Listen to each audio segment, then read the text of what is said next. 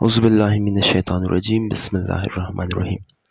اسلام قدرت کا ایک قوی مظہر ہونے کے حوالے سے اسے درپیش خطرات سے نمٹنے کے لیے جو اس کے ظہور سے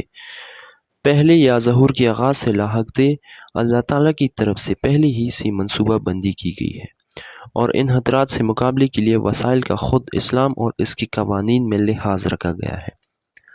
بالکل ایک صحیح و سالم جسم کی مانند کہ جس میں اللہ تعالیٰ نے اپنی دفاع کی صلاحیت خود اس کے اندر رکھی ہے، یا ایک ایسے مشین کی طرح جس کے بنانے والے انجینئر نے اس کی مرمت کا سامان خود اس کے اندر ہی رکھ دیا ہے۔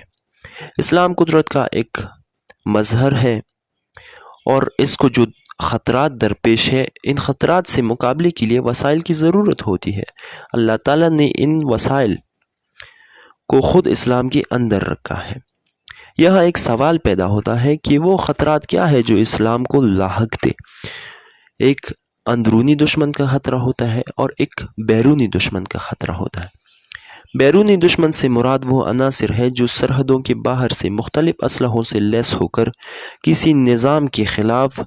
یا کسی نظام کی وجود، اس کی فکر، اس کی اعتقادی بنیادوں، اس کی قوانین اور دیگر تمام چیزوں کو نشانہ بناتے ہیں۔ سرحدوں کے باہر سے یعنی کیا؟ اس سے مراد ملک کی سرحدیں نہیں ہے، بلکہ اس سے مراد نظام سے باہر ہے، چاہے وہ ملک کے اندر ہی کیوں نہ ہو،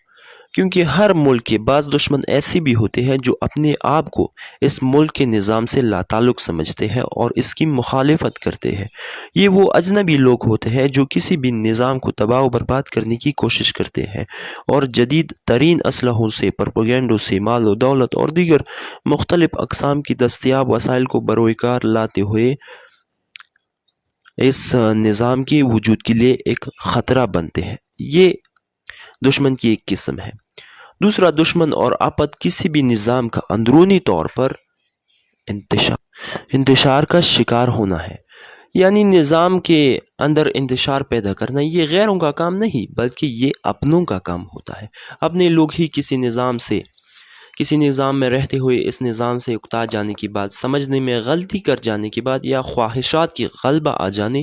یا مادی جلبوں کے اثار میں پنس جانے کی وجہ سے اتفاقی طور پر اس آپت کا شکار ہو جاتے ہیں۔ البتہ پہلے والے دشمن کے مقابلے میں اس کے نقصانات زیادہ ہوتے ہیں۔ یہ دونوں قسم کے دشمن یعنی بیرونی اور اندرونی دشمن کسی بھی نظام، تنظیم اور مظہر کے مقابلے میں موجود ہوتے ہیں، لہٰذا اسلام نے ان دونوں قسم کے دشمنوں سے نپٹنے کے لیے جہاد کو ان کا علاج قرار دیا ہے۔ امام حسین علیہ السلام کی زندگی کے حالات اور واقعات میں یہ دونوں پہلو آپس میں دیکھا جا سکتا ہے۔ واقعہ عاشوراء کے بارے میں اللہ تعالیٰ جانتا تھا کہ یہ حادثہ پیش آئے گا اور پوری انسانیت کے لیے ایک بہترین مثال اور نمونہ بن جائے گا، اور یہ نمونہ سب کے لیے آئیڈیل بن جائے گا۔ مختلف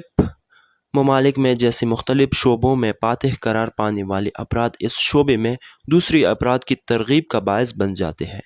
البتہ یہ ذہنوں کو قریب لانے کے لیے ایک چھوٹی سی مثال ہے، جبکہ عاشوراء کا واقعہ ان دونوں محاذوں پر لڑی جانے والی عظیم ترین جنگ سے عبارت ہے، یعنی پہلا دشمن پہلے محاذ بیرونی دشمن سے جنگ کا محاذ ہے، جو اس کے مقابلے میں باطل نظام خلافت اور نظام سلطنت سے چمٹے ہوئے دنیا طلب لوگوں سے لڑی گئی، جو پیغمبر اسلام کی انسانوں کی نجات کے لیے لائے ہوئے بہترین نظام کو چھوڑ کر آپ صلی اللہ علیہ وآلہ وسلم کے بتائے ہوئے راستے کے بالکل مخالف سمت پر چلنا چاہتے تھے۔ اور دوسرا محاذ یعنی اندرونی طور پر لڑی گئی، کیونکہ اس دور کے معاشرے کی عمومی صورتحال یہ تھی کہ پورا معاشرہ نفسانی خواہشات پر عمل کرتے ہوئے اس اندرونی فساد کی جانب چل پڑا تھا۔ دوسرا نقطہ میری نظر میں زیادہ اہمیت کا حامل ہے، کیونکہ اسلامی نظام حکومت کی